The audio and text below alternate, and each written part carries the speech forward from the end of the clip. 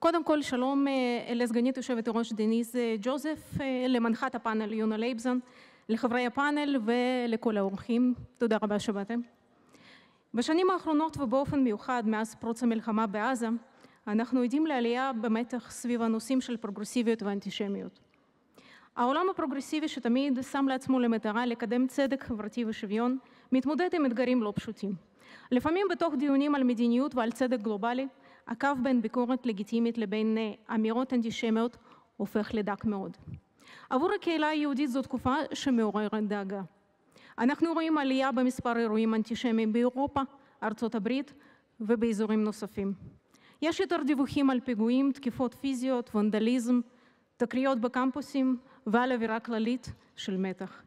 זה בהחלט מצב שמצריך מודעות והתגייסות. מצד אחד, מדינת ישראל פועלת בערוצים דיפלומטיים ונסה להסביר את עמדותיה ולהגביר מודעות לעלייה ברמת האנטישמיות. מצד שני, יש גם לא מעט גורמים שמנסים לעשות בצורה פרטית ולפעול נגד האנטישמיות הגוברת. כיו"ר העמותה של Antisemitism Watch, דוקטור אלינה ברדץ'-יאלוב, שכחתי להגיד את שמי, אני רוצה לציין כי אחת הבעיות המרכזיות שאנחנו מזהים כיום היא הקמת think tanks אנטישמיים באירופה ובארצות הברית, שמשפיעים על מקבלי ההחלטות ועל הציבור, כדוגמת למקין Institute for Genocide Prevention בארצות הברית, שחטפו את שמו של עורך דין יהודי שטבע את המושג ג'נוסייד, רפאל למקין, והפנו את המושג הזה נגד מדינת ישראל. בזמן שהעולם הפרוגרסיבי מנסה למצוא דרך להמשיך לקדם צדק והכלה, הוא צריך לזכור כי אסור בלהט של השיח לגלוש לפסים אנטישמיים. ולנו ליהודי העולם אסור להתעלם מאף גילוי של אנטישמיות, כי לפעמים, כמו שכתב משורר רוסי במאה ה-19, מזיקים תמצא להבה. תודה רבה לכולם, ואני רוצה להזמין לפה את המנחה שלנו, עיתונאית ומגישה חדשות 12, עד לאחרונה שליחה בארצות הברית, גברת יונה לייבזון.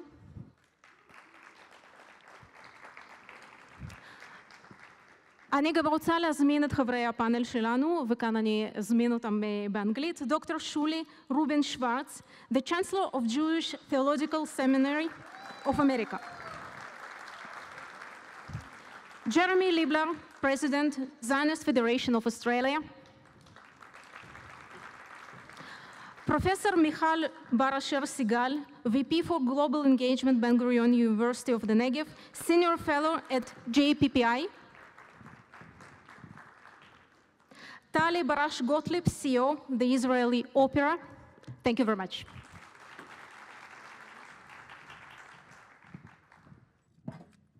תודה רבה לאלינה ותודה לכל משתתפי הפאנל והאורחים שכאן איתנו היום. אני כן אגיד שהפאנל הזה יתנהל ברובו בעברית, האורחים שלנו דוברי האנגלית כמובן יענו באנגלית, אני אשתדל גם לשאול אותם שאלות באנגלית, אבל רוב הפאנל הזה יתנהל בעברית ואני אשמח לפתוח עם איזושהי שאלה שמגיעה גם מהמקום המאוד מאוד אישי שלי. לפני חצי שנה חזרנו אני ובעלי והבן שלי מארצות הברית אחרי 6 שנים, ואני חושבת שאחד הדברים שמאוד מאוד התחדדו מאז ה7 באוקטובר, הייתה שאלה שעלתה גם לפני, אבל אני חושבת שמאוד מאוד וביתר שאת בשנתיים האחרונות לכולנו, לכל יהודי ברחבי העולם, זו השאלה של הגבול הזה שעובר בין פרוגרסיביות לבין אנטישמיות, והרבה דברים שהיו נראים לנו כמו מובנים מאליהם, גם עבורנו בקהילה היהודית, אבל גם עבור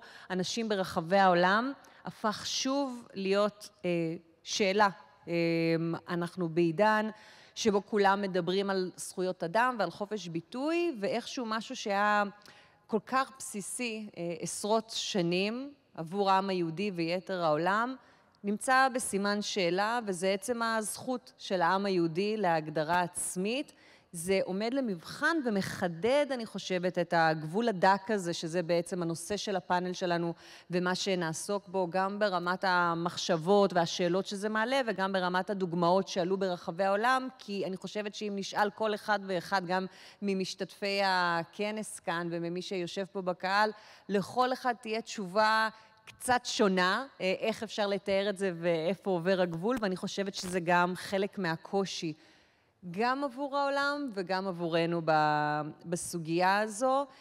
גבול דק שלצערנו גם נחצה בין פרוגרסיביות ואנטישמיות, בין ביקורת שגם אם אנחנו לא אוהבים אותה היא לגיטימית, לבין שנאה שהשורשים שלה הולכים שנים אחורה וצפים מחדש בעקבות הטריגר האחרון ומה שקרה אחר כך. אז אנסה לשאול מתי שיח של חופש ושוויון הופך להדרה ודה-לגיטימציה לעולם היהודי.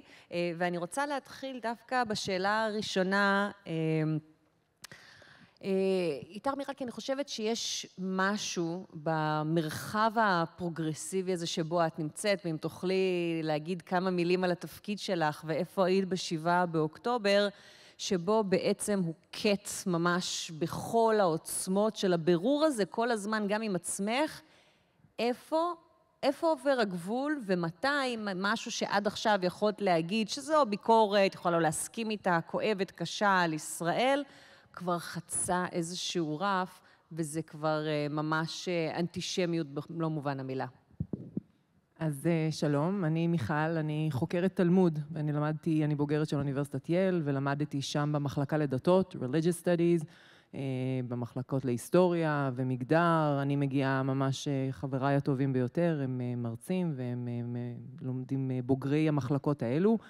ב7 באוקטובר אני הייתי פרופסור מבקרת בהרווארד לואו סקול, ושם לימדתי על יהודים ונוצרים במאות הראשונות לספירה, בתלמוד הבבלי, שזה תחום המחקר שלי, ושם חוויתי את למעשה ה7 באוקטובר. אני צריכה לומר שאני מרגישה לא בנוח והרגשתי לא בנוח עם כותרת הפאנל הזה. המילה אנטישמיות לחוקרת זה משהו שאנחנו מרגישים מאוד לא בנוח איתו. זאת מילה שהרבה מאוד פעמים משתמשים בה כדרך להדוף כל ביקורת. טוב, אם מישהו מבקר אותו הוא אנטישמי, ואנחנו שמים את זה בצד, כחוקרים אנחנו גם יודעים עד כמה המונח הזה הוא מאוד מורכב, למשל כשמנסים להסתכל על העבר, הקשר שבין יהודים ונוצרים בעולם העתיק, אנטישמיות לא רלוונטית שם, אבל אנחנו מדברים על תחושות מאוד דומות, וגם הרבה מאוד פעמים הביקורת על ישראל, יש בה לא רק שהיא לא אנטישמית, לפעמים היא אפילו מוצדקת, זאת אומרת אנחנו יודעים שמדינת ישראל נקטה בכל מיני צעדים שהעולם היהודי מבקר אותה, וזה דבר לגיטימי. עכשיו השאלה היא, מתי הרגע הזה שבו אתה אומר, לא, עד כאן. עכשיו מבחינתי זה לא בביקורת על ישראל ולא בביקורת על נושאים בעזה, כי שם זה באמת מאוד מורכב. הרגע שבו אני הרגשתי את זה, היו לי 2 מקרים, ביקש דוגמאות ספציפיות, אני אתן 2 דוגמאות. הדוגמה הראשונה שלי הייתה כאשר לקח למעלה מחודשיים לחברותיי, למאבק הפמיניסטי ולתנועת המיטו, להכיר בפגיעות המיניות שנעשו ב7 באוקטובר. אני חייבת לומר, מבחינתי זה הרגע, כי אני אומרת, אם אני הייתי, כל שאלה מוסרית צריך לשאול, אם אני הייתי בנעליים של האדם שמבקר אותי, מה הייתי חושבת. אז אם הייתי חברה של מישהו, והוא אומר, אוקיי, הבן שלי לוחם בצבא, ויש הרג בעזה, ויש משבר הומניטרי, אתם יודעים, שאלה מורכבת. אבל אם אני הייתי בנעליהם, ואישה הייתה מגיעה ואומרת, אנסו, פגעו, האם הייתי מגיבה כמוהם? וברגע שראיתי את החבריי האקדמיות, שאני מעריכה אותם מאוד, ולמדנו יחד, וגדלנו ביחד, וראיתי את התגובה שלהם לדבר הזה, זה היה רגע, מבחינתי, רגע של הנהרה, שהבנתי שקורה פה משהו קצת אחר, שצריך להבין מה מהותו. הרגע השני היה כאשר נוער גמני, שהיא תלמידה שלנו באוניברסיטת בן גוריון, אני עכשיו סגנית הנשיא של האוניברסיטה, אני עוסקת בקשרים אקדמיים בינלאומיים, אני מחברת בין אוניברסיטת בן גוריון לאוניברסיטאות אחרות בעולם, ונוער גמני תלמידה שלנו, וכאשר נוער גמני שנחטפה לעזה שוחררה במבצע צבאי מהולל, אחת מהחטופים הבודדים שהצלחנו לשחרר, זה היה בשבת, זה היה ככה רגע מאוד מרגש, בבן גוריון זה היה היי מטורף, והיו לי 2 קולגות מארצות הברית בפייסבוק, שכתבו פוסטים, יהודים אגב, חוקרים יהודים, שכתבו, אנחנו לא שמחים היום, כי נפגעו פלסטינים בחילוץ. זה היה רגע מבחינתי שאמרתי, אוקיי, זה, רגע, אני יכולה לקרוא להם אנטישמים, אלה חברים יהודים, ומן הצד השני הבנתי כמה הדבר הזה. אתה יודע, יש רגעים כאלה שאתה אומר, אוקיי, יש פה משהו שצריך להבין את המורכבות ומאיפה זה מגיע. אז שוב, לא אוהבת את המילה אנטישמיות, כי היא מילה מאוד מאוד מורכבת ומאוד טעונה, אבל יש כאן משהו שהוא מעורב בין ביקורת לגיטימית לביקורת שיש בה שורשים אחרים. וכאשר אנחנו כישראלים, כאשר אני מתמודדת היום, רוב העבודה שלי זה למעשה להתמודד עם תנועת ה-BDS והקריאות לחרם אקדמי על בן גוריון ומוסדות אקדמיים אחרים בישראל, אם תרצה אני יכולה לספר על זה עוד. אני חייבת לשים את עצמי במקום הזה של להגיד, רגע, תגובת האוניברסיטה או תגובת החוקרים אלינו, האם היא מבוססת על ביקורת לגיטימית? ביקורת, אגב, האם האקט הזה הוא אקט חכם? האם להחרים את האקדמיה בישראל זו הדרך להשפיע על מדינת ישראל? בשורה קצרה לא. אבל לך תשכנעו את זה את העולם, וזה מה שאני עושה.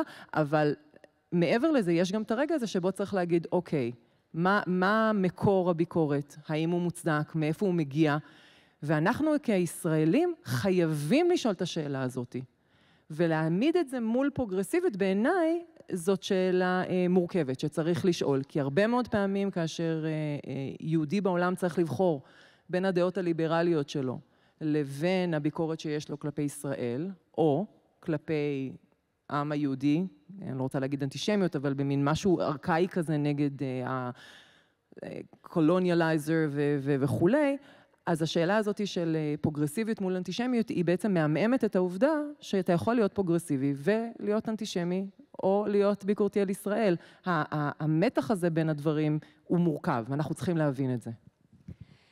Jeremy, I would love for you to answer the question that I asked Michal regarding that limit, but I think in Australia it's a very, very good example of how shocking it was, to what extreme events that we've seen after October 7th and until this day, and also to ask from you an example where you felt that that line was crossed in a very, very obvious way, that something that is not just with this progressive field. And I also want to add, and I'm sure that we all agree, and this is why you were chosen to be part of this panel, is that we all have been and still part of a community that is progressive, whether it is the Jewish community abroad, whether it is academia, in culture. And these are places where we haven't just seen it from the outside, but these were colleagues, friends, people who we believe that we share the same values.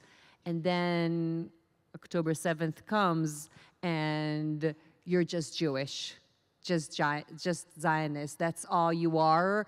All of the other circles that's surrounding you and you're becoming part of something disappear. So I would love for you to share that and share some examples for people who are not familiar with what happened in Australia, and specifically, you know, to you and your family. Sure. So thank you very much.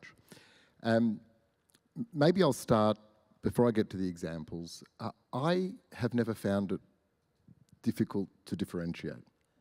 And it's not because I possess some magic capacity to differentiate, but I apply really the test that Natan Sharansky established, and that is of the 3 Ds. Demonization, double standards, and the third one is? Delegitimization. And I think, and we will see as we apply these to these examples, what I experienced, I think the community in Australia has experienced, it's fairly straightforward. So perhaps for some context, with my non-lay leader Zionist Federation hat on, I'm a lawyer by day job and I'm a partner in a law firm. And we have a very long history of involvement in the Jewish community, many Jewish clients. And we're very active in the arts as well as for the Jewish community. We have a large pro bono program. And the arts, academia are large beneficiaries of that program, and of many, many philanthropists in the Jewish community. And on the 9th of October, an arts precinct that was set up in partnership between the Victorian government and many, many Jewish philanthropists, almost exclusively Jewish philanthropists, involving tens of millions of dollars, including my firm, had an exhibit from a fringe indigenous group, and the exhibit said, "White dog Jews, Israel must be wiped off the map." Now, the leaders, the organisers of the board of the precinct, recognised that this was anti-Semitic, and they came to us for advice. Well, how do we deal with this? Clearly it's anti-Semitic. They did shut it down. But when we said to them, well, this is happening within a few days of the 7th of October, you know, we were still finding out, you know, the extent of the horror at that stage. Israel had not even responded. We said to them, you need to call out the 7th of October and condemn Hamas, which, by the way, is in Australia prescribed as a terrorist organisation. And the response we got was, oh no, we couldn't possibly do that. That is political. We will condemn anti-Semitism, but that's political. And I think the D that applies in this situation is double standard, because these are people in progressive spaces who would tweet if they saw a stray cat. Yet, at best, there was silence, almost universally. And more often than not, it was the opposite. We had pro bono clients sever their relationship with us because they didn't want free advice from a Zionist law firm. And we discovered that, you know, we were in shock that many of these people who sat in our offices, in our homes, whose art was hanging on our walls, couldn't bring themselves to extend a basic human decency towards us. And I think that was a serious shock to the system, as we were experiencing vicariously and from all the way from in Australia, the real horror that was still unfolding in Israel. The demonisation, and there are so many of these stories, unfortunately, I'll share the ones that I've experienced from my own personal lens. On the day that the Adass Israel Shul, the Beit Knesset, was bombed, which we subsequently found out was organised by Iran. We didn't know that at the time. But it was, it was probably the most serious attack on the Jewish community in terms of physical violence that we'd experienced. I was asked by the media outside the shul, I went down there, it's around the corner from my house, was I surprised? And I responded, well, when you allow people to march through the streets of Victoria, New South Wales every week chanting "Globalise the Intifada," this is what globalising the Intifada looks like. Here it is. It's shuls being blown up. And later that afternoon, it was Erev Shabbat, it happened on a Friday morning. I am tagged on social media. I get a lot of hate on social media, but it's not usually from real people. And a senior partner at a very prestigious law firm, a colleague of mine in the legal profession, tagged me, wanted me to see it. The quote in the press saying, here's Jeremy Liebler continuing his lifelong dedication to weaponising anti-Semitism and supporting genocide. And this is where the delegitimisation and demonisation comes in. Because this false accusation of genocide has effectively emboldened those who always held anti-Semitic views. And this partner, was at the forefront of climate action and a member of all of these sorts of groups. And here is someone that suddenly, after the 7th of October, received the license to loudly and proudly attack a Jewish leader and colleague in the legal profession on the day that a shul was bombed.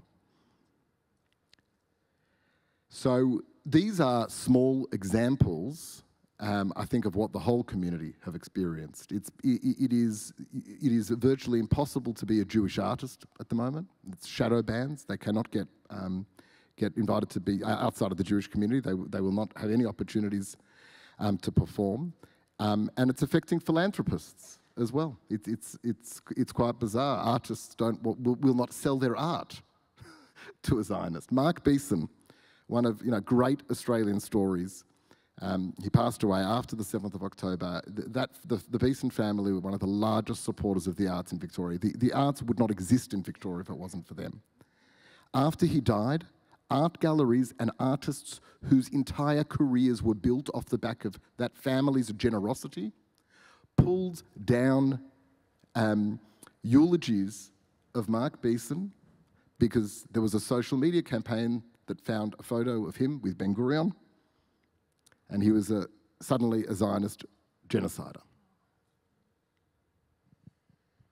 It takes time to recover after that. אני אשמח לשאול אותך כנציגת האופרה, שאני חושבת שכשאנחנו מדברים על מרחבים פרוגרסיביים, והנה דוגמה מצוינת שג'רמי הביא מהעולמות של התרבות ואומנות, ודיברנו על אקדמיה, ללא ספק שם בעצם כל העולם שהיה לפני ואחרי, פשוט לא דומה יותר, כי זה לא שיש תחומים מסוימים, אפילו באקדמיה אולי אפשר לטעון שיש עדיין מרחבים מסוימים. כל העולם נמצא באמת כמעט כולו ברובו באיזשהו מרחב פרוגרסיבי, שברגע אחד זה נעלם, כל הקהילה שהייתם חלק ממנה, ואני אשמח לשמוע איך זה השפיע עליכם, ויותר מזה אני אגיד, איפה גם את הבנת שיש איזשהו גבול שעובר, זאת אומרת שזה כבר לא אולי איזושהי ביקורת על ישראל, שזה כבר לא פשוט סיסמאות שנהוגות באיזשהו מרחב יותר פרוגרסיבי, אלא ממש אנטישמיות כמוסד, בכל זאת האופרה הישראלית, שחלק משיתופי הפעולה הבינלאומיים, כמו כל מוסד תרבות ואומנות, זה דבר שהוא כל כך בלב העשייה שלכם וחיוני לכם. חד משמעית. והאופרה הישראלית היא, להבדיל לדוגמה מתזמורת, לא תזמורת הפילהרמונית, אבל תזמורות אחרות שבהם הסולנים המנצחים הם ישראלים, למוסדות כמו האופרה הישראלית או התזמורת הפילהרמונית, אין את היכולת להישאר מוסדות תרבות בינלאומיים ובבה בעת להיות מבודדים. אז המשמעות של בידוד היא בעצם הגדרה מחדש, ואנחנו כמובן לא מוכנים לזה, ואנחנו נמשיך להיאבק ולשמור על אותם חברים שנשארו לנו, ונשארו לנו קצת.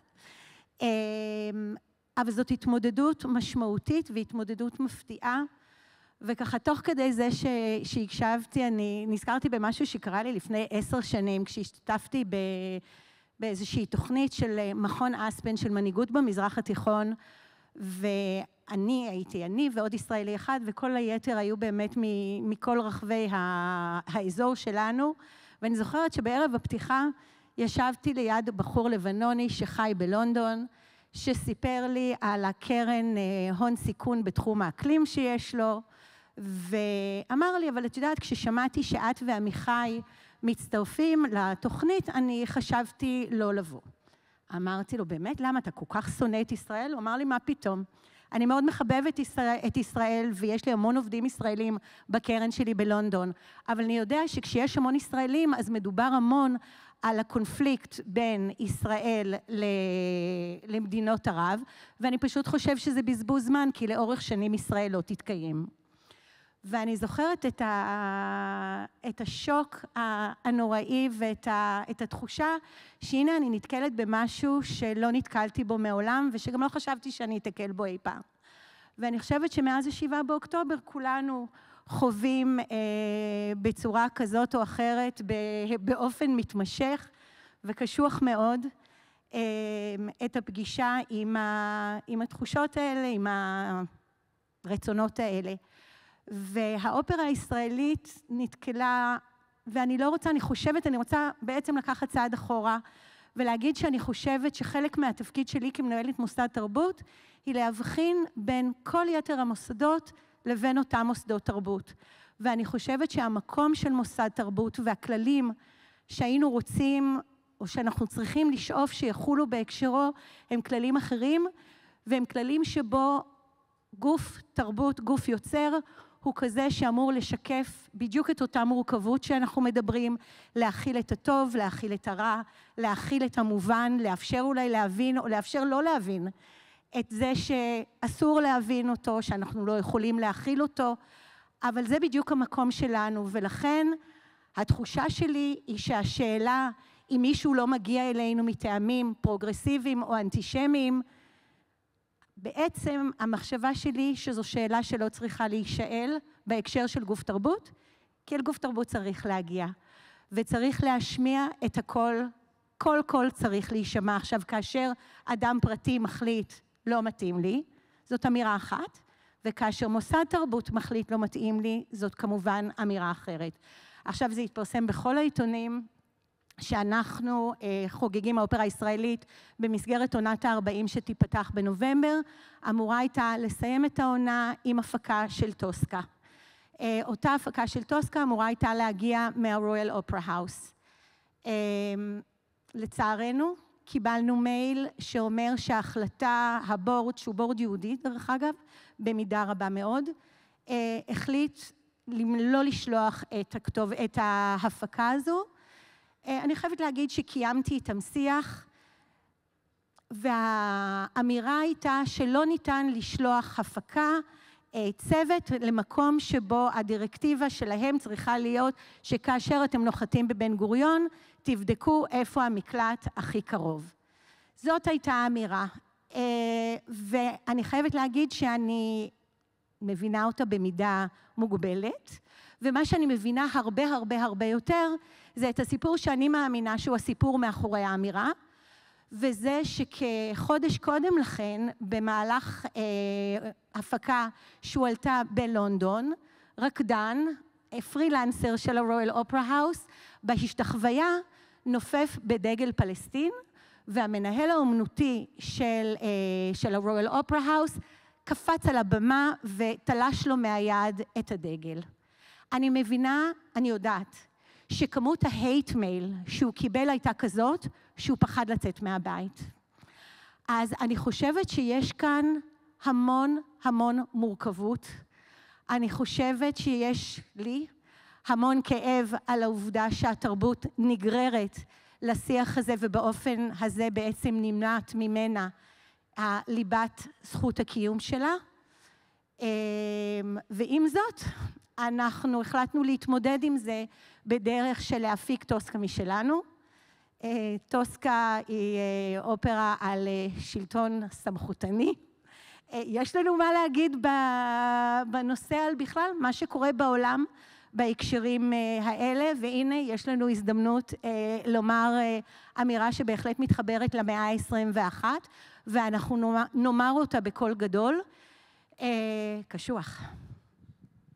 יש דוגמה מצוינת, שחבל שהיא צריכה להתקיים, וחבל שיש דוגמאות כאלה, דווקא מהעולם של עורכי הדין, וג'רמי בטח יכיר, שכשהגיעו היהודים לניו יורק במאה ה-19, ועל אף שחלקם היו מחונכים ועם תארים ולמדו משפטים, או אפילו למדו בארצות הברית, משרדי עורכי הדין לא רצו להעסיק אותם, כי הם היו יהודים, ולכן הם הלכו להתמחות בתחום זניח של M&A, שהפך עם השנים להיות אחד התחומים המובילים בארצות הברית, ולכן כששואלים הרבה פעמים היום, אותם קונספירטורים אנטישמיים, של איך יכול להיות שהיהודים שולטים במשרדי עורכי הדין הגדולים בארצות הברית, זה פשוט כי לא רצו אותם בשום מקום אחר, אז הם היו צריכים להקים משהו משלם, ואני חושבת שאחת גדולות וגם הבעיות, ותכף ניגע בזה, זה שבמשך שנים, בגלל שהאנטישמיות היא לא חדשה, והיא באמת משהו שלכם מתגלגל ומשנה את הפרצוף שלו כל כמה שנים, גם אם לפעמים קשה לנו לזהות את זה, וזה מה שאנחנו מנסים לעשות פה, כי אנחנו לפעמים לא רוצים לתת לזה את השם הזה, ולפעמים אנחנו אולי גם מגזימים ומשתמשים בזה לחינם, אבל בצורה כזו או אחרת זה תמיד קיים, ותמיד ידענו או איך להתמודד עם זה, או איך לצערנו, גם אחרי רצח של מיליונים, לקום מזה מחדש ולבנות משהו חדש אחרי זה. ואחרי all that heavy weight, שולי. But as a former fellow New Yorker, for me, which is, I think, one of the most sad yet fascinating scenes post-October 7th, because one, if not the most progressive cities in the US, while having the largest Jewish population outside of Israel. And I feel that it was much more complex because, one, a lot of the hate and anti-Zionism came from Jews or groups that had prominent Jews inside, and this is something that I feel that is very hard to deal with when we're talking about anti-Semitism, and yet I want to refer to you the same question: where did you feel that line was crossed, that this is not just criticism, it is not just, you know, the regular progressive textbook. This is something that, for many reasons, and we'll get to that, but this is the anti-Semitism as we know it. Right. So, okay. So I would agree with Jeremy that it actually feels very clear to me where that line is as a historian. And as you said, look, anti-Semitism is something that morphs over in each era, and it's a shape-shifting chameleon in that way. But it is the hatred. It is society's hatred. That you can tell us in a sentence about your profession. Yeah. I'm the chancellor of the Jewish Theological Seminary.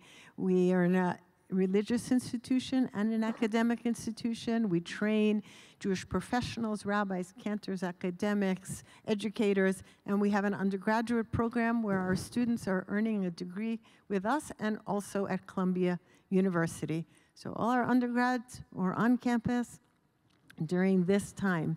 When we talk about the shock of October 7, as someone who studies anti-Semitism, I would say, actually, the shock is that we kept walking around saying, I didn't think in my lifetime that this would happen. We know that this has happened to Jews over the centuries in different forms, in different ways. After World War II, because of the extreme horror of the Shoah, anti-Semitism went underground, but it didn't disappear. And we would have liked to think that maybe, oh, now we're in a more progressive era. It's not gonna happen again. But then it just changes form. And to me, it's simple. Anti-Zionism is not criticism of Israel. Of course, criticism, Jews, we're always critical. We ourselves are the most critical of Israel, the Israel that we love. But does that criticism come from love? If what we're saying is anti-Semitism arises because the Jews are the quintessential other in society, starts already in the Hellenistic era, takes shape with the birth of Christianity, and it morphs in every era. And basically, the idea is that Jews can never fully be part of society. There's something different, whatever it is. They're greedy, they're untrustworthy.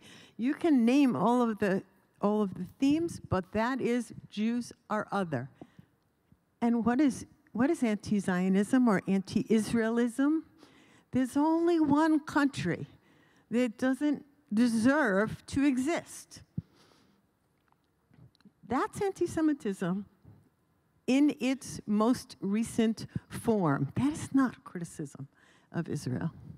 So how did I experience that with our students? You see the eliding of Jew and Zionism, the use of the terms interchangeably. Students who walked on campus with a kippah, they were harassed. The Students for Justice in Palestine and Jewish Voices for Peace, of whom the number of Jews actually is small in those organizations, they had a protest right outside the Hillel building, just to, they were fear-mongering of Jewish students. And it was, and then certainly in the academic world, we have a Protestant seminary across the street. I have taught with a colleague there for many years.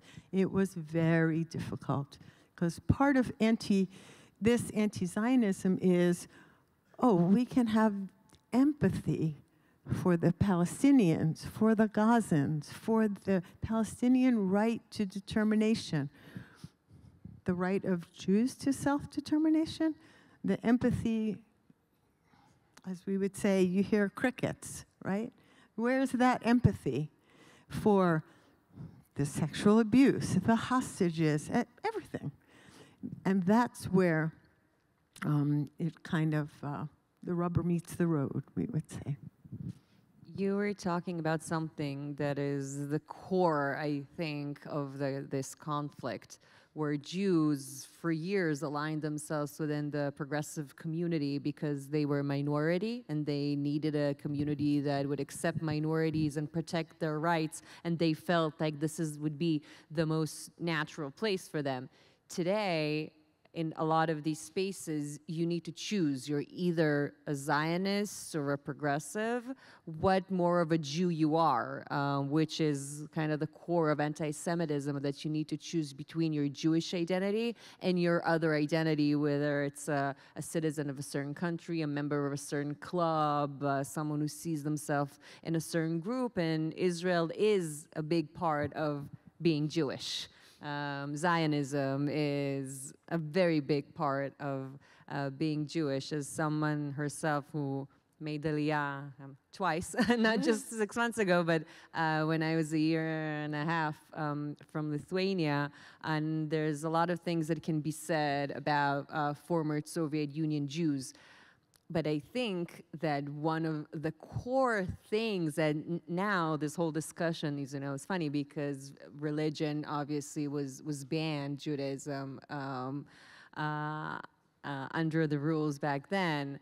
The longing for Israel as a country, for Jews as a nation, was so much stronger than the religion and the belief and the faith part of what it is to be Jewish. So my parents would always say we were more, we were even like more Zionist than Jewish in how they saw it as Jews over there, and this is now in question. And I wonder if you think that what we're seeing right now, and really the ignorance and the brainwash that is happening, and the fact that everything is so superficial and so one-sided, and social media, that's a different panel, but it helps kind of circulate that if you're in a certain group, you need to think a certain way and certain goals, and you can't go further from it. You have to think the same. Do you think that you can still be progressive and Zionist? Can we see a way where this progressive space, changes or understands that a line is crossed and some things are anti-Semitic? Well, I would just start with the irony that one of the earliest American Zionists was Henrietta Szold. And Henrietta Zold's Zionist impulses came because she was a progressive. It was the progressive era in the United States. And what were liberal Americans concerned about? Immigrants, helping them with education, with health care, with housing, with integrating into the country in which they lived. And Henrietta Szold took those values and projected them on Eretz Yisrael and founded a visiting nurses service here to bring medical care for all the inhabitants of the land of Israel, Jews and Arabs. This was her progressive impulse there. So yes, progressivism and Jewish values are very much intertwined. Look, I think the bottom line is that it's difficult, but just as anti-Semitism has been around as long as there are Jews, we would not be here today if allies were not around as well. And so we need to build those, and in many cases now, rebuild those relationships or find new partners for those relationships when the ones that we had before are too broken, at least too broken right now. One of the things that I did right after, shortly after October 7 was to invite all of the New York City area college presidents to the Jewish Theological Seminary. What was happening at Columbia was happening everywhere. There are horrible things happening on all of these campuses. College presidents were overwhelmed, you may have noticed. Many of them are no longer in their jobs for various reasons. They didn't know what hit them. They didn't know what to do. And I reached out to them and invited them. And they were so grateful for the opportunity to understand what just hit them and what hit their campuses. And they really wanted to do the right thing. They just didn't even know what that might be. And so I think it's much harder to do that work, but we have to do it. מיכל, do you think, את חושבת שאפשר, יש עתיד לקהילה פרוגרסיבית עם הערכים הליברליים לצד מלחמה באנטישמיות, ואם אפשר לנצח את זה, אם יש מקום בכלל לשיח הזה ולהוקיע את זה מתוך המרחב הזה? בוודאי. השאלה היא, וצריך להסתכל על האמת בפנים. מה קורה כאשר מדינת ישראל מתרחקת מערכים ליברליים ופרוגרסיביים? אני חושבת שהלקח הכי חשוב לי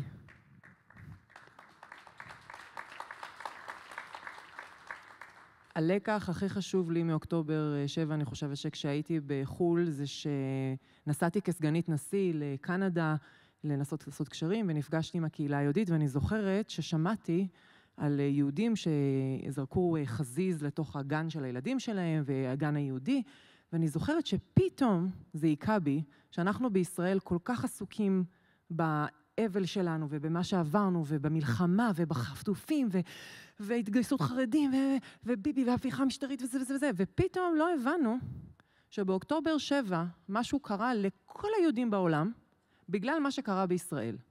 ואני לוקחת אחריות שאנחנו במדינת ישראל לא הבנו את זה. ואני חושבת שעדיין אנחנו לא מבינים איך מה שאנחנו עושים משפיע על כל יהודי ויהודי בעולם. וזה משהו שמדינת ישראל חייבת לעצור ולהבין. יתרה מזאת, יהודים שהם לא ציונים, יהודים שלא מגדירים את עצמם כציונים, על אפם ועל חמתם חוברו לישראל. יהודים ששונאים את ישראל מסכנים, שילמו על חטאי ישראל גם. אנשים אוהבי ישראל שאינם יהודים, היו צריכים לעמוד ולהגן על דברים שישראל עושה. הקשר בינינו לבין היהודים בעולם ושל אוהבי ישראל בעולם נוצר באותו רגע בצורה שהוא לא נוצר אף פעם בהיסטוריה האנושית. ואת זה אנחנו צריכים מעכשיו להכיל. מה זה אומר? זה אומר שכשאנחנו יוצאים לרחובות ומפגינים, או כשאנחנו עובדים ובוחרים ממשלה מסוימת, יש לזה משמעות. אז פרוגרסיביות וליברליות איננה סותרת ציונות. אני מאמינה בזה בכל ליבי. לא הייתי גרה פה אם לא הייתי חושבת כך. אבל לחמנו מלחמה בצורה מסוימת. היו לנו אמירות של חברי ממשלה שאינם ליברליות, ושהן אמירות בעייתיות מאוד מבחינה הומניטרית, ומה לעשות בעזה. ואנחנו צריכים להכיר בזה, ומה זה עושה אמירות כאשר שר בממשלה מדבר על ערבה בעזה, כאשר שר בממשלה מדבר על השטחת עזה. מה זה עושה ליהודי שיושב בטורונטו? מה זה עושה ליהודי בניו יורק? יש לנו אחריות לדבר הזה, למה שאנחנו עושים, למה שאנחנו אומרים, למה שאנחנו חושבים. אז פרוגרסיביות וליברליות, כן. בואו נילחם יחד כדי להבהיר שציונות וליברליות ופרוגרסיביות ואהבת אנוש ואמפתיות ותמיכה באחר, זה יכול ללכת יד ביד עם ציונות, וצריך ללכת, כמו הנראית הסולד, יד ביד. Jeremy, you wanted to comment on that. So, Michal, I agree. And I disagree. I think it's a very dangerous pathway that is at risk of crossing into victim blaming to hold the state of Israel responsible, or various government ministers responsible, for anti-Semites taking it out on Jews in the diaspora. And I share your horror at the statements and the rhetoric of certain government ministers, and I agree that it is enormously damaging. It's not damaging because it causes anti-Semitism, it's damaging because it is destroying the Jewish soul.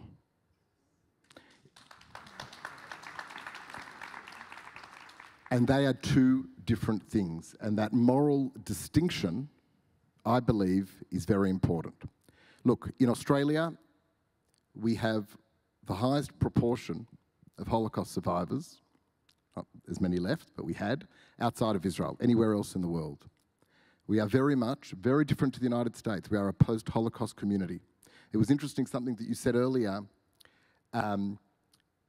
which I think is true, that many, or not most, American Jews view their Jewish identity and their Zionism through the prism of American values. It's the reverse in Australia.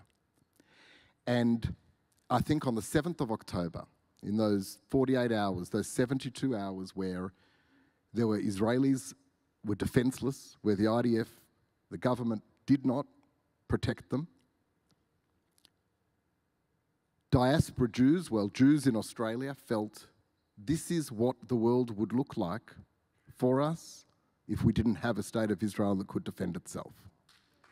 And when Israel is strong, diaspora Jewry feels secure and safe. Now, I can obviously really share only through the perspective of Australian Jewry, but I can tell you, this was so clearly felt on the ground as as the war started to evolve, and yes, we saw these horrific images coming out of Gaza, and we heard horrific things being said, horrific, idiotic things being said by certain government ministers. When Israel started turning the table on the war, when Iran happened, when the pager attack happened, we, notwithstanding that the anti-Israel animosity and hatred was stronger than ever, we felt far more secure. Because when Israel is strong, we are secure. And I think we can criticize, and we should, it's a very important conversation to have about the impact on us as Jews when we have these irresponsible statements by not just government ministers, by anyone in any leadership positions, in the diaspora, in Israel.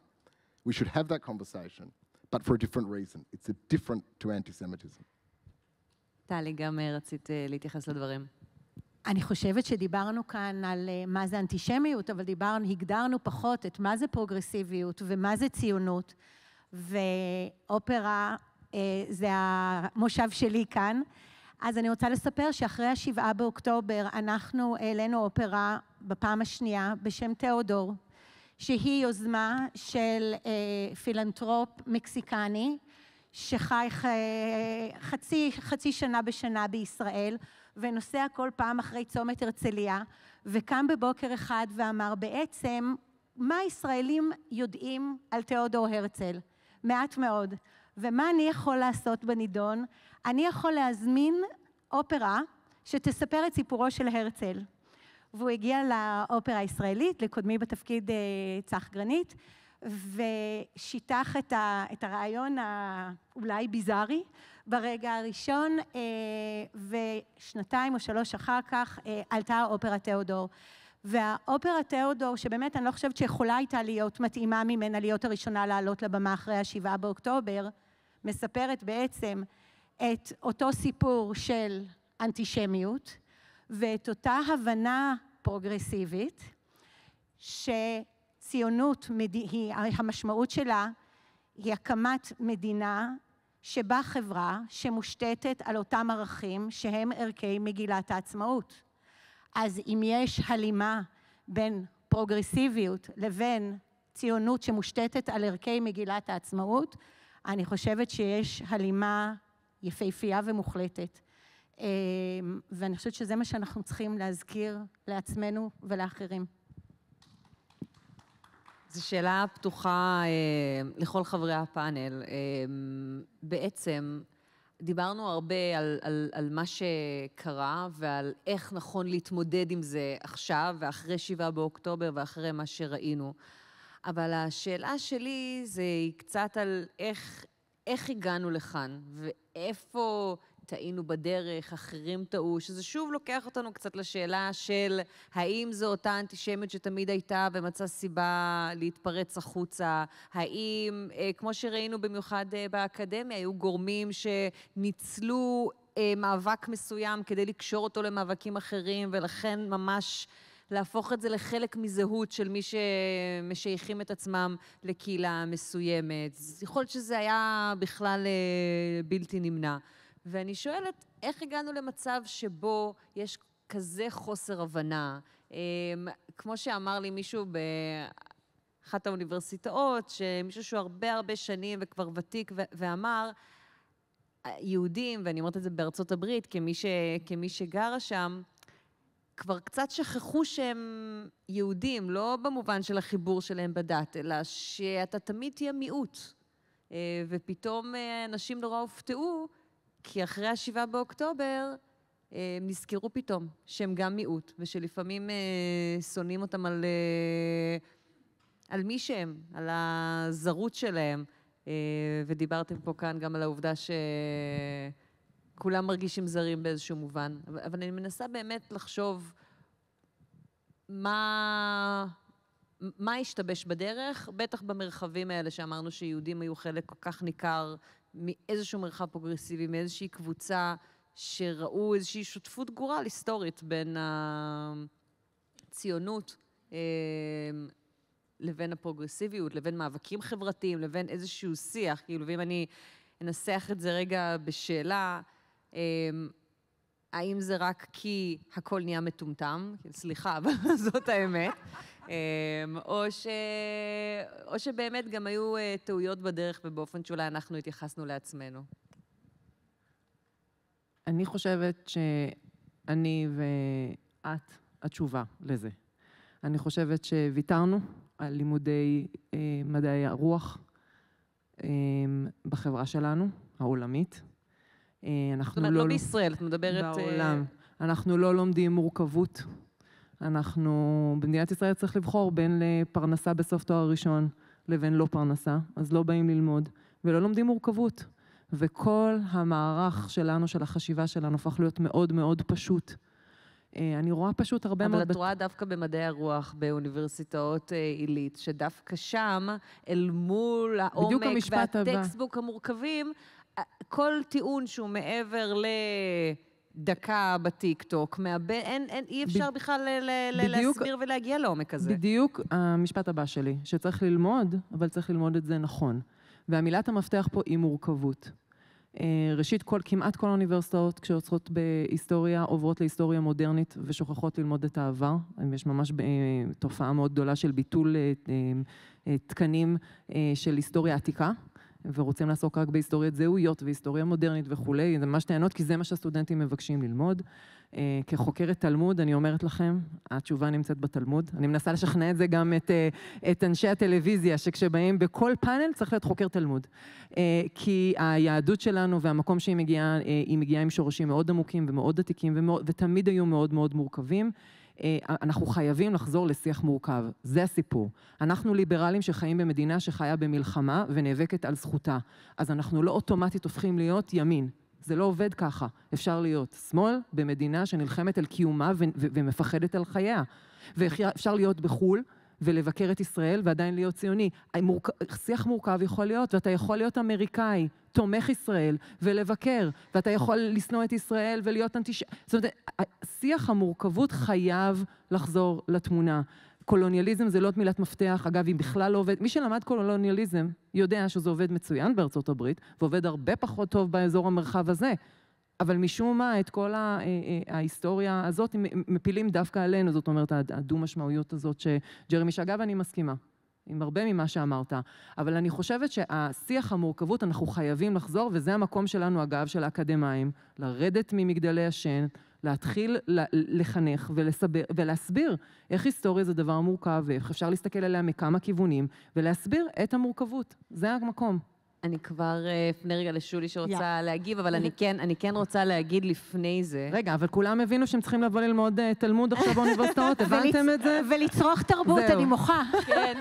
ותרבות. אני נורא רוצה רגע, שנייה, אנחנו הולכים לעשות פה אופרה על התלמוד, לדעתי, בסוף הסיפור. אני נורא רוצה להאחז במה שאמרת. אבל אני חייבת להגיד, גם בעבודה שלנו, העיתונאים, שהלוואי והייתי יכולה לעשות דברים עוד יותר מורכבים, ובאמת, את יודעת, מה שפעם היה כתבות 2,000 ו-3,000 מילה, ואנשים היו צורכים את זה בשקיקה, אבל יש קהל קטן מאוד למורכבות היום, והלוואי והייתי יכולה לחנך את הציבור, אבל אני לא. אני כן יכולה לנסות, ואת זה דווקא האמריקאים עושים טוב, וכל העולם לומד מהם, לשווק מסר מורכב באמצעים פשוטים יותר. אנחנו מכירים את זה מהעולמות של הפוליטיקה, מהעולמות של הצרכנות. פודקאסטים. לצערנו... כמה אנשים שומעים פודקאסטים? צריכה מטורפת של פודקאסטים. אבל עדיין אם את רוצה לדבר אל הדור הצעיר, הסיבה שכל כך בקלות, השיח השטחי והרדוד, בחוסר ההבנה הזה נגדנו ונגד יהודים בכלל השתרש כל כך, זה כי מסרים הם מאוד פשוטים, שטחיים מאוד, וקלים להבנה ולעיכול. עכשיו, 99% מהעולם ומהסוגיות בעולם הן באפור, אבל בעולם שנחלק לשחור ולבן, אני באמת שואלת מה אתם חושבים, האם בכלל אפשר לחדד את הדבר הזה, ושולי, אני... to you. Look, I would add, I agree with everything that you said. I would add to complexity, we need to add nuance, right? This is also missing. And yes, black and white slogans are catchy, and that's what works. And how do we introduce complexity? The thing that I also want to add is that we have to, what we're talking about here is how do we help the world understand what it can't understand because of all of these things, people don't study humanities. They don't study humanities in the United States either. And so not only don't you learn complexity and nuance, but you also, you don't learn critical thinking in the same way, right? You don't have that back and forth that you have when you major in the humanities. And so all of that is lost. But and I think what we're saying here is that education is key, and that's what needs to happen. But just to add, it's young Jews that need the education, not only the world out there that may not understand. Why are so many young Jews torn? And young Jews will say, I'm Jewish. I care about Shabbat. I care about Jewish values. Israel's not, I can be Jewish without Israel, without caring about Israel. And for all of us Zionim, right? It's what happens to your right hand without Zionism? It's gone, right? It's a limb. You can't sever that part of you. How is it that young Jews don't understand that? And that is a real fault of the educational system, at least I will say in the United States, right? And the romanticized Zionut that our generation was raised on, young Jews who were born after, in the 21st century, their picture of Israel is completely different from ours. And without an education that is nuanced, without something that's not, we'll romanticize the founding of the state. Okay, but what's happening now? And so we have to be able to integrate the challenges that Israel faces, the things that break our hearts about Israel, which is what you were talking about, that it's destroying the Jewish soul, right? We have to be able to talk about all of those things in educating our own. And I think we have to do that, our own work, to be able to be more effective with others. אני למדתי פסיכולוגיה והיסטוריה, אז אני מהעולמות האלה, ואני חייבת להגיד דווקא כדי לענות על מה שאת אמרת, שאני חושבת שזה באמת מגיע הרבה מעולם הפסיכולוגיה, גם מה שקורה ליהודים צעירים, גם בארצות הברית וגם ברחבי העולם, שזה גיל ההתבגרות, גיל המרד. בשנותיה הראשונות של מדינה עצמאית, ואתה כמו הרבה ילדים שגדלים ומבין וחושב שההורים שלך הם מושלמים. ואז פתאום אתה מגלה שזה לא בדיוק ככה, ויותר מזה, שאתה כבול אליהם כל החיים. זהו, זה ההורים שלך, ומתחיל איזשהו שלב של מרד, ותמונה מדויקת יותר, כמובן היא תמיד עדיפה, כי אז לא תהיה את האכזבה שאנחנו רואים, וזה לא אומר שלא אוהבים, ולא אומר שלא תומכים, אבל זו תמונה מדויקת יותר.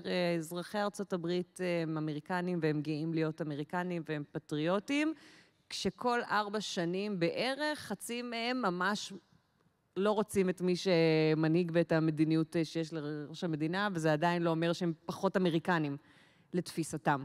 ג'רמי. So I'll caveat this by saying that I defer to the experts and I'm not one. I don't think there is anything that we could have done or anything that we could do that would have prevented this sort of onslaught of anti-Semitism in progressive spaces, or this sort of disease. That's really what it is, from spreading. But I think that what we can do is control how we respond to it. And I think that's where the complexity and the nuance is really important. And the former President Rivlin spoke about this. He said complexity is not a curse, it's a blessing. And he talked about that in the context of the 4 tribes of Israel that he spoke about, more in terms of our internal differences. But I think, we are not, well, many of our leaders are not responding to this onslaught of anti-Semitism. Accusing everybody with whom we disagree with as anti-Semites is not an effective way of dealing with anti-Semitism. And allowing ourselves or the next generation of Jews to be defined by anti-Semitism is absolutely not a solution. It is like a drug. It's a hit in the arm, right, that will guilt them for a period of time, as my generation was after the Shoah, but it doesn't last, and you can't pass it on. I think complexity and nuance is important, but the basics are also important. And I'm not casting aspersions on entire communities here, but I can't help but forget, this stuck with me for a very long time. I think this has now happened over 10 years ago. There was a birthright, a Taglit bus, here in Israel, and I think a group of young American progressive Jews, planned a bit of a protest, and I'm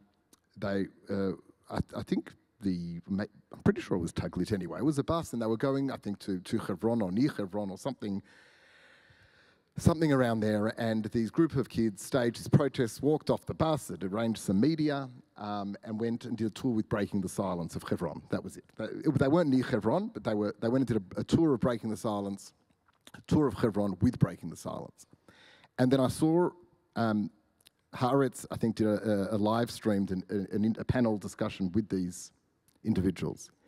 And someone from the audience asked the leader of the group, "Do you know why there's a Jewish community in Hebron?" And she had no idea. She didn't understand. Now, one can be opposed, it's a legitimate argument, they can be opposed to there being settlements in Hebron for all sorts of reasons, but there is no excuse. There is no excuse in today's world, when we have access to virtually unlimited amounts of information at our fingertips, to not know what the Jewish connection to Hebron is. And I think that's where maybe it's not just about nuance and complexity. In terms of the next generation of Jews, we need to go back to basics. We need to make sure that they understand basic Jewish history, where they fit in the story of the Jewish people. If they have that, they can be progressive, they can be conservative, they can be whatever they want. But they will understand, and they will be able to identify this disease, whether it is in conservative spaces, because it's there too. It's there, it's on the far right conservative spaces too, but they'll be able to identify it early on for what it is and reject it. And that is what concerns me the most. There'll always be anti-Semitism. And the Talmud, don't forget. I wanted to say, it sounded like you were saying we need to study Talmud. I want to say also, I write books, right, for my academic career, Cambridge University Press, and I also give talks at YouTube or whatever. And one of my talks went viral for some reason. I had 170,000 views or something like that. And it dawned on me, and this is connected to your talk before, my book reads about 50 people, my mom included, right? And that talk, I got so many responses from people asking questions. I talk about Jews and Christians and interreligious dialogue. I was teaching this at Harvard Law School, going through October 7th is Sunday, Shabbat, then Sunday and Monday, and I walk into class through hundreds of protesters yelling from the river to the sea, and I go into class and I teach about Jews and Christians in the ancient world when my country was just being attacked and Jews slaughtered for another interreligious dialogue. This is it, right?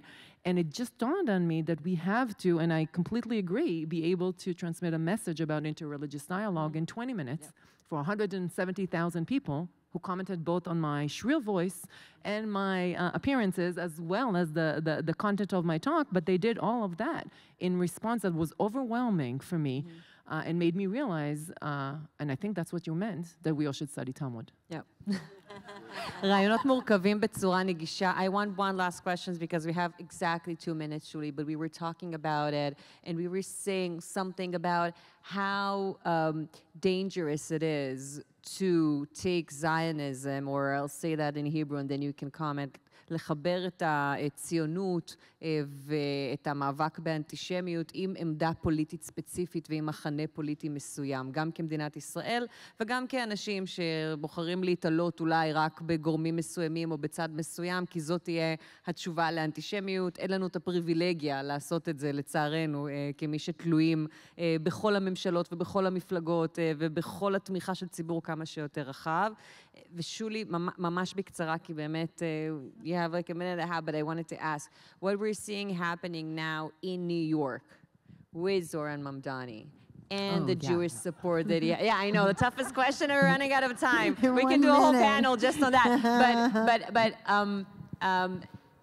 And the fact that it seems that it's like, if you are a Zionist, if you're Jewish, you can't support him. On the other hand, we do see people, a lot, 40% of the Jewish community I saw in a recent poll that supports him, even though, you know, they would say it's not because of what he says about Israel, it's other issues, and yet.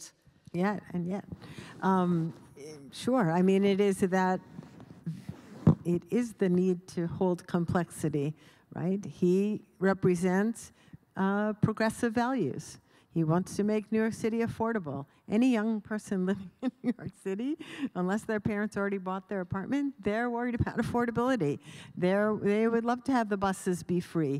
On the issues that New Yorkers care about and what a mayor is gonna do, there's ample reason for Jews to want to vote for him, right? He also has had anti-Zionist views since, you know, he grew up in a household with a father who's an academic who teaches white colonialism, supremacy, and all of that, right? That's how he was raised. So there are certainly Jews that can say, well, but he's going to be mayor of New York. So for that, I'm going to focus on that, and I'm voting for him. Are you worried about that? It's, am I personally worried about his candidacy? Yes, because I know too much about anti-Semitism, and I know that he can